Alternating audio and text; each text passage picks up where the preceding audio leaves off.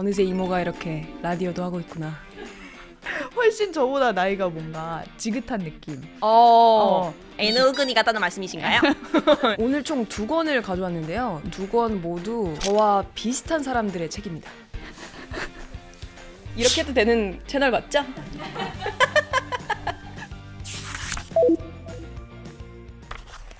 책을 통해 한 사람의 인생을 엿보는 인생책 시간입니다. 오늘은 100만 유튜버를 모셨습니다. 제 앞에서 이렇게 밝게 웃고 계시는 분인데 틱톡은 160만에 달할 정도로 팬층을 많이 보유하고 계신 분이세요. 방구석 크리에이터이자 배우로 활동하고 있는 빵 먹다 살찐떡 양유진님의 인생책은 어떤 걸지 추천 받아보겠습니다. 유진님 나와 계세요. 안녕하세요. 안녕하세요, 선생님. 네, 선생님 활짝 웃어주셔서 감사합니다. 사전에 여기 감독님들과 스태프분들한테 혹시 이 채널을 아시냐 네네. 여쭤봤거든요. 아유. 근데 아는 분들도 물론 계시겠지만 네네. 연령대도 있다 보니 빵 먹다가 빵 먹는 유튜버냐 이렇게 물어보셔서 네네네네. 채널 소개를 간단히 먼저 하고 가겠습니다. 아, 그럼요. 어린 분들께 많이 인기가 있는 채널이기 때문에 뭐 당연히 모르실 수밖에 없습니다. 감독님. 저를 재료로 영상을 제작해서 올리고 있는 그런 채널인데요. 주로 상황극이나 브이로그, 뭐 일상에 관련된 이야기들이 굉장히 많이 담겨 있고. 네. 1인 다역 하시잖아요. 네네. 거의 막 주변 사람들을 흉내를 엄청 내시더라고요. 네, 아무래도 이제 같이 영상 찍는 것보다 제가 인프피라 그런지 혼자 찍는 게 마음 편해서 그렇게 돼버린 것 같습니다. 인프피로서 그건 공감은 하는데 마음이 놓이네요. 네. 근데 그렇게 1인 다역으로 했던 쇼츠가 대박이 그야말로 났잖아요. 네, 많은 관심을 받았죠. 그래서 그 채널이 지금 100만까지 올라갔고 구독자 애칭도 있더라고요. 빵쟁이입니다. 네. 빵쟁이 분들이 혹시 보고 계실지 모르니까 한마디. 그래. 어느새 이모가 이렇게 라디오도 하고 있구나. 끝까지 봐주길 바란다. 제가 별명이 굉장히 많은데요. 네네. 대표적인 별명은 원숭이가 있고요.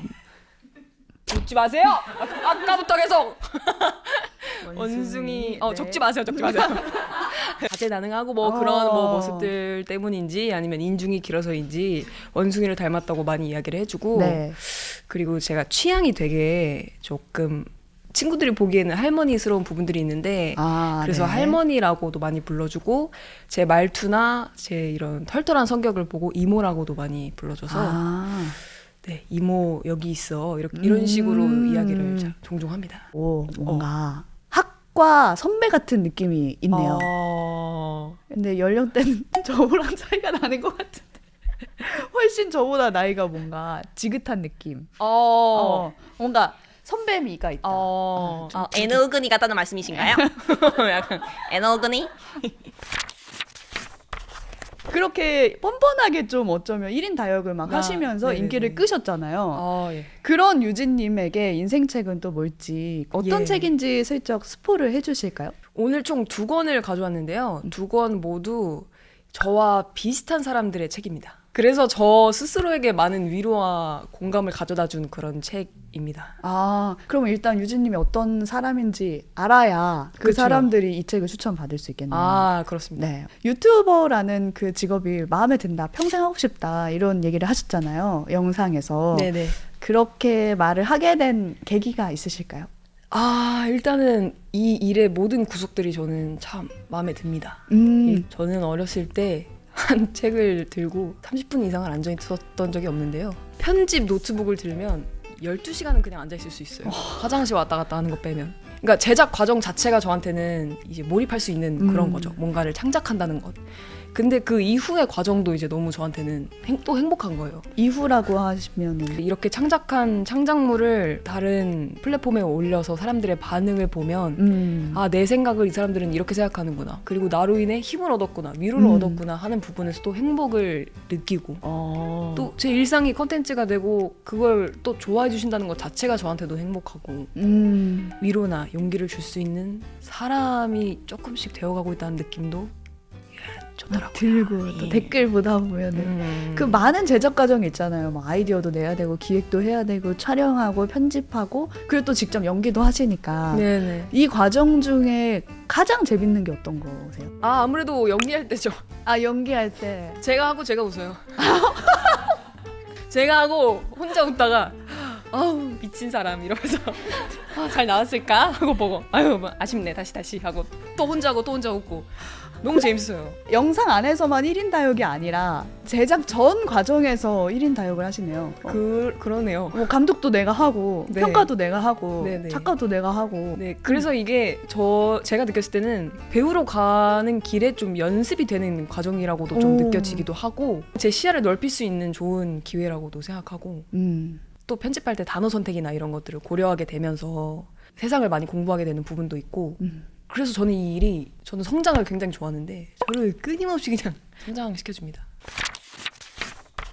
첫 번째 책부터 얘기를 해볼게요. 이 걷는 사람 하정우라는 책은 이 책이 2018년도에 나왔는데 2020년도쯤에 만났을 겁니다. 그때가 이제 이모 비장 제거수를 받았었어요. 네, 그 이후에 이제 좀 회복을 하고 그런 기간이 필요해서 휴학을 이렇게 불가피하게 했었던 기간이었는데 아르바이트도 못하지 친구들도 못 만나지 주변 의사 선생님들께서는 예체능보다는 이제 사무직이나 가만히 앉아서 할 수 있는 것들로 진로를 바꾸는 게 어떻겠냐라고 직접적으로 권유를 받기도 했고 원래 연기과시잖아요. 네 맞습니다. 그래서 꿈에 대한 방향성도 많이 흐트러지고 사람들도 많이 못 만나는 그런 상황 속이었죠. 몸이 좀 많이 약하신 편인지.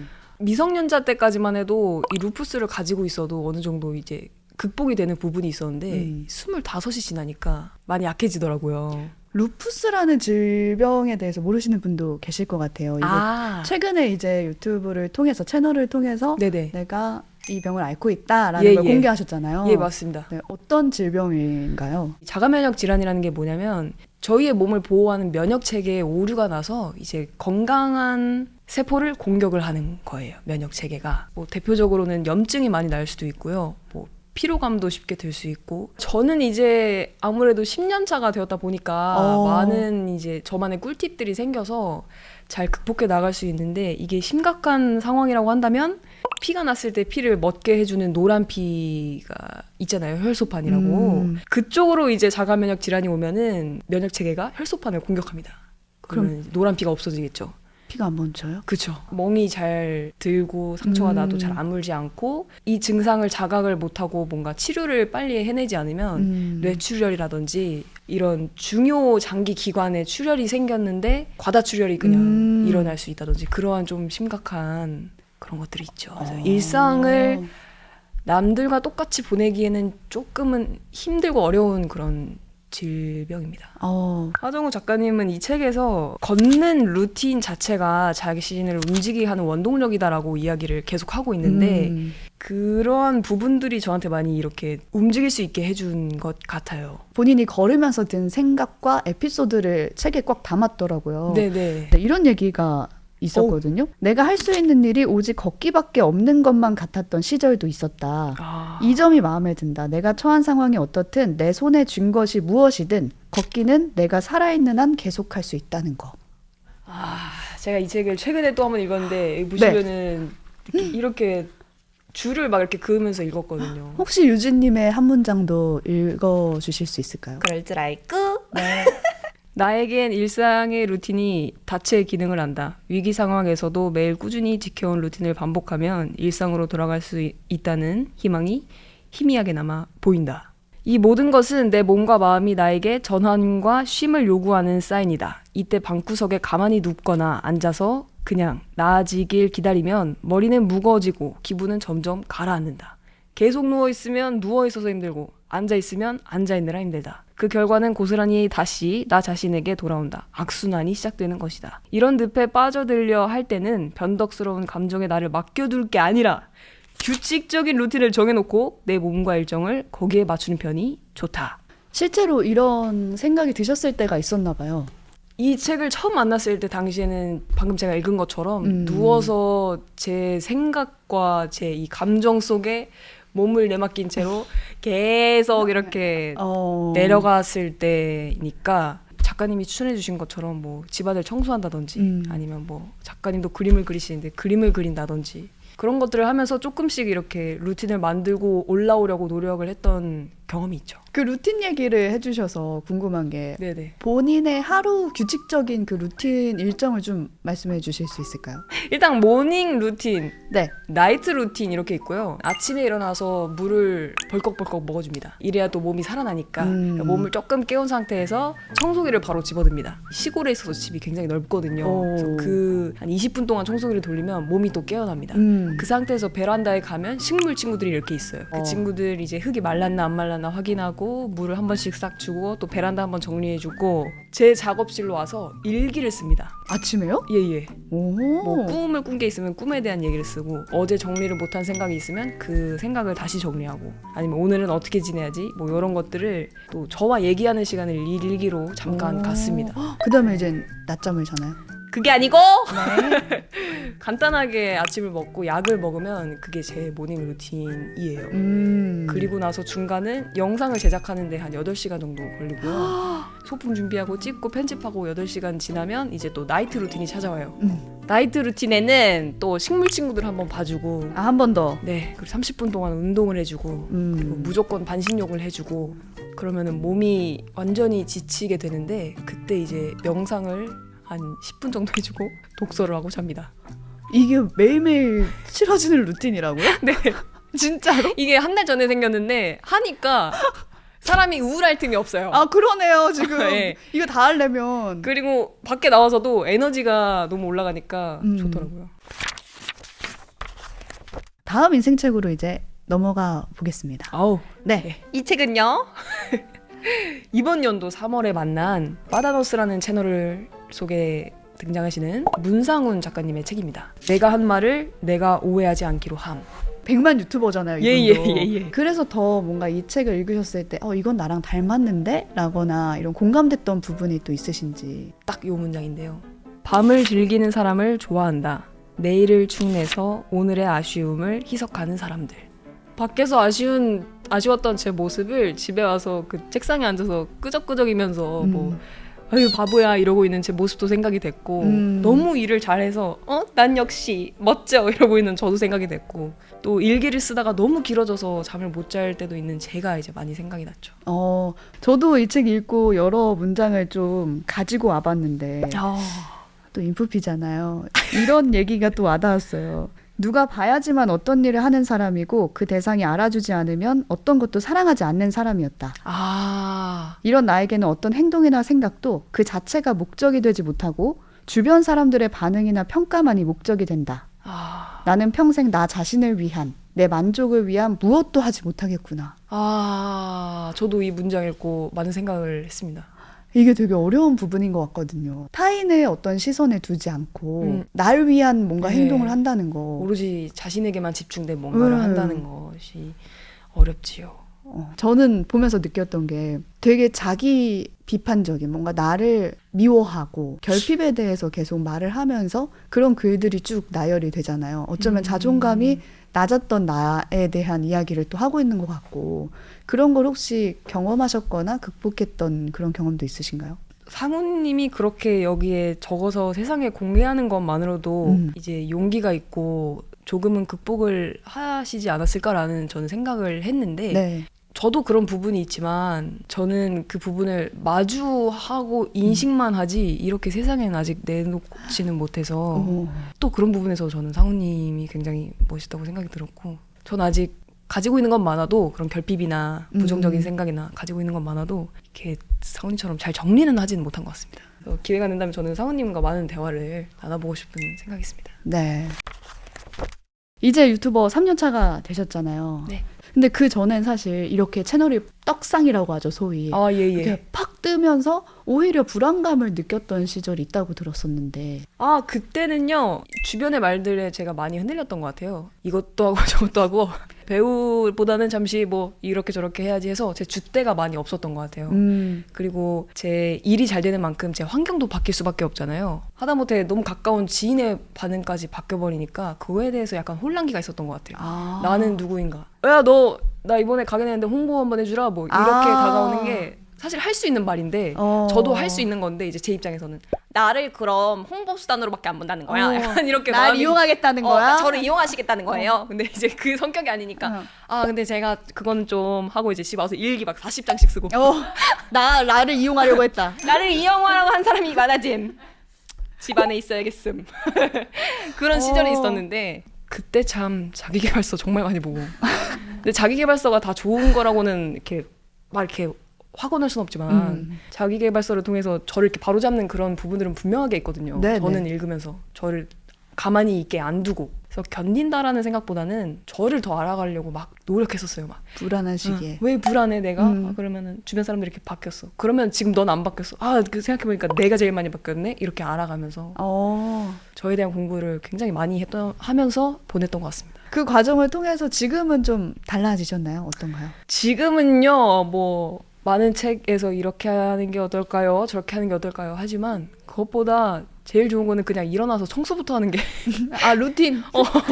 일어나 청소부터 하고 식물부터 보는 게 저한테는 가장 도움이 되더라고요. 하정우 씨가 걸었던 것처럼. 네, 걸으셨던 것처럼 저는 물 주고 막 이렇게 제 몸에 맞는 그런 방식으로 하루를 일단 시작하고 보는 그게 많이 도움이 됩니다. 이제 주변 사람들이 더 이상 뭔가 그렇게 나를 이용하려 한다거나 뭔가 그런 식으로 느껴지지는 않나요? 여전히 그런 사람은 있을 텐데. 아, 그런 분이 여전히 계신데 이제는 이용하려고 한다는 그런 생각이 먼저 들기보다 아, 내가 이용당할 가치가 있게 생각을 하시는구나. 오, 원형적 사고. 아니, 얼마나 나의 뭐 SNS 올라가면 홍보가 되겠다고 생각하는 것 자체가 얼마나 감사한 일이에요. 빵떡 사고네요, 네, 진짜. 근데 이렇게 말하죠. 회사가 있어가지고 이렇게 하면서 그냥 쓱 넘어가고. 최근에 낸 책 얘기도 좀 해볼게요. 네네. 바로 요 책입니다. 제 한번 책이요. 보여주실까요? 아, 아주 예쁩니다. 네. 분홍빛깔에 이렇게 해도 되는 채널 맞죠? 책 제목이 고층 입원실의 갱스터 할머니라고 예. 되어 있어요. 네네. 어떤 뜻일까? 그게 가장 궁금했거든요. 이 제목은 제가 가장 되고 싶은 모습을 가지고 있는 할머니입니다. 그리고 단어 조합이 제가 좋아하는 일반적이지 않은 단어 조합이라 갱스터 할머니. 그러니까 이 갱스터 할머니를 어떻게 만나시게 된 거예요? 이 고층 입원실이라는 뜻이 제가 입원을 했던 병원에서는 항암병동을 의미했어요. 제가 고층 입원실에 있는 거를 알게 해준 분이 이 할머니였죠. 왜요? 투닥거릴 때 뭔가 그런 얘기가 나왔나 보네요. 아이, 그만 안 맞아도 돼. 그 속 쓰리고 안 맞아. 이랬는데 그 선생님, 할머니 더 사셔야죠. 뭐 이렇게 이야기를 했는데 내일 가도 돼. 막 이렇게 내일 가도 돼. 속 쓰린 게 더 싫어. 뭐 약간 이런 식으로 해가지고 여기가 항암병동이구나. 내가? 항암병동? 내가 항암병동에 했던 그 고층 입원실이 아무튼 그런 의미를 가지고 있는데 네네. 이 갱스터 할머니는 간병을 해주시는 분이 한 분도 없었어요. 들어오실 때 혼자 들어오셨던 걸로 기억을 하고 배낭을 메고 그러니까 주변에 있는 할머니들이 막 도움을 주려고 이렇게 하셨는데 그것마저도 거절하시고 병동 할머니들 특 자기 얘기함 자기 인생 얘기를 아무렇지 않게 함 살아온 역사 애기 특 너무 매움 이제 너무 매운 그분들의 그런 진한 인생 얘기를 다 들어버린 거죠. 근데 이 갱스터 할머니는 이제 사랑이 굉장히 많은 분이셨는데 그 주변 환경이나 주변 사람들이 사랑이 많이 없었던 것 같아요. 제가 듣기로는 남편분은 이제 시집을 가는 순간에도 다른 분을 품고 계셨고 그런 모습을 보고 주변 가족들은 너의 탓이다 라고 이 할머니에게 하셨고 이런 얘기 들으면 막 우라가 터지잖아요. 듣는 사람도. 그래서 거기는 할머니들이 막 욕을 이렇게 하셨는데 그때 할머니가 담담하게 이러시더라고요. 내 사람한테 그런 얘기 하지 마. 그래서 그 모습이 저한테는 어린 나이에 저는 이 병에 걸려서 남들과 뒤처지게 여기서 또 아유 나 뭐하니 이러면서 되게 염세적으로 바뀌어 있었어요. 되게 우울하고 절망적으로 빠져 있었는데 뭐 어떤 상황이든 자기가 사랑을 줬다는 거에 의의를 두고 좀 담대하게 살아가는 할머니의 모습을 보면서 진짜 속된 말로 너무 힙한데?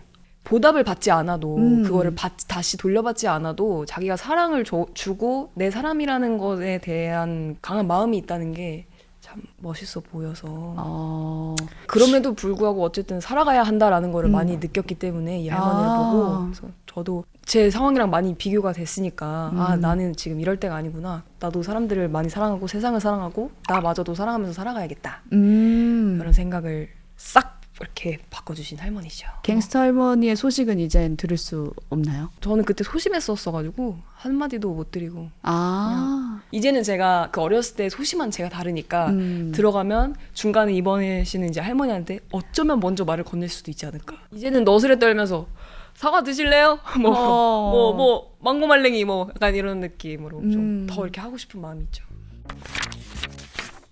처음에 이 책을 2권 가지고 오셨을 때 네네. 나와 비슷한 사람들을 위한 책이다. 그런 사람들이 읽으면 좋을 책이다라고 말씀을 해주셨잖아요. 네네. 어떤 사람들이 읽으면 좋을까요? 어떻게 해야 좀 더 괜찮은 내가 될 수 있을까라는 생각을 자주 하시는 분, 그리고 하루를 보내고 집에 왔을 때 아, 나 이 말 괜히 했나? 라고 생각을 좀 종종 하시는 분, 나아지고 싶은데 어떻게 나아질지 감을 못 잡으시는 분, 딱 이 2권과 마무리로는 제 책을 읽는 거 1시간도 안 걸리거든요. 싹 읽으시면 조금은 감이 잡히지 않을까. 각자의 인생이 담겨 있거든요, 이 책에는. 네네. 중심을 잘 잡을 수 있게 도와주는 책이 되지 않을까 싶습니다. 네, 지금까지 빵 먹다 살찐떡 양유진님의 인생책에 대해서 얘기 나눠봤습니다. 고맙습니다. 감사합니다.